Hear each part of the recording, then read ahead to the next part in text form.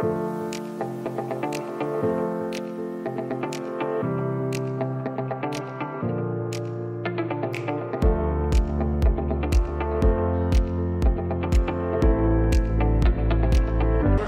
you what the dash vault actually is. The dash vault is really good to use to get over something faster than if you were to just jump over it, because you stay lower to the box and you don't have to put quite as much energy into getting over. So basically, if you can jump over something, you could dash it, okay? So we're gonna start, well, I'll show you when to start. So it looks like this. We jump our feet up, push our feet in front of us, and then we put our hands down behind us and push up. To progress, there's a lot of important factors in this one, but in order to progress it, we're gonna first need to be able to do a hurdle, okay? So you can just do it on the ground, okay? It's basically like you're stepping, except you take a little jump in the middle. Okay, so same movement as stepping, except you're gonna jump. Okay? So that's like a little hurdle. Just like jumping over a hurdle at a track and field or something like that. Okay? So that's the first thing you need to be able to do, because that's the same movement as when you do the dash vault. Next step, you want to be able to do a dash dismount. So you want to be able to get off of the box with the second half of the move. So it looks like this. Get up on the box, stand on the box. Usually I stand on my heels because it makes it easier to lean back, but you make sure your fingers are pointed forward in the dash vault. You don't want to have your hands to the side or behind you. Point your fingers forward, kick your feet out, and lower yourself down. Okay, you kind of have to have your hips shoot out. Okay, so feet forward, hips shoot out to give you a little bit of distance. From there, once you have the dash dismount, and you might not have the mobility, guys, to crouch all the way down with your hands still on the box, and that's fine, okay? You don't need that mobility because you can drop onto your hands from wherever you can reach. Okay, so once you can do the dash dismount, now we practice the first half, which is going up to the top of the box, okay? So we're gonna do a crane step, which looks like this. Okay? So we're just gonna practice jumping up to the box and landing on one foot, with one foot hanging down. After that, we're gonna jump up to the box, one foot hangs down still, one foot steps over the box, and then we do our dash dismount.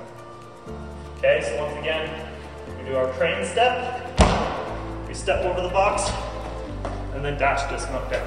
Make sure the fingers are pointing forward. Once you can do those two moves in sequence, nice and smoothly, you're basically doing the dash vault, except with a step. So now it's just a matter of, before landing on that crane step, kicking that foot forward and not using your feet at all.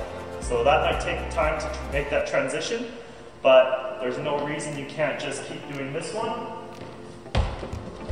as long as you need to until you're ready. Okay, so a nice quick step. Okay, and the more you practice that, the quicker you can do it, and the less you have to use your foot step on the top of the box. So now I'm just gonna try to tap it. Tap. Okay, I'll do another sequence. I'll start with the crane step, step over, dash dismount. Go a little faster, and I'll do the crane step, step over, dash dismount, and then I'll do tap, dismount, and then I'll do, when you're ready, it's a simple matter of just pushing your feet the rest of the way over without touching that box with the one foot. It takes a little bit of confidence, guys, because sometimes you're not really looking where your hands are going, so you have to be confident about where you're placing them. But one trick I I figured out is that if you angle your body, right, you can kind of see, you can kind of have the box still in front of you when you're flying over it. It's probably best, it's hard to see when it happens so quick, but the box is still in front of me, and I can aim my hands and then go the rest of the way. So a couple notes about the dash vault, guys. You can do one from 2 feet, but it is not natural. It's not really going to work well. So you do have to practice it with that crane step and taking off 1 foot, because if you try to do this, trust me, that's super awkward. Doesn't flow naturally, and it's not going to work well for you at first. So you want to take off 1 foot. We try to land on 1 foot as well, as long as you're comfortable taking that impact off of 1 foot at first. Okay, what I like about the dash vault is you can kind of lower yourself down, so you're coming down gently because your hands are still in the box. And then you can also like thrust your hips forward and push to give you a little boost into your next run. So those are some things I love about dash vault. Dash vault's probably my favorite vault, just because it seems to be, once you practice it, it's such an easy, efficient, low energy way to get over something.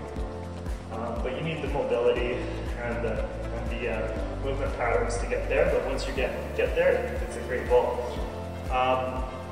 Other things that you can do to challenge your dash vault is you can do dash vault precisions. So you can take a box, for example, put it there, and you can start by just dash dismounting into a precision, and then eventually doing an actual dash vault into a precision, stuff like that. And there's dash bombs. You can do dashes into front flips. There's tons of variations you can do. But I'm going to show you a couple lines going over these 3 boxes, how smoothly they can be connected together.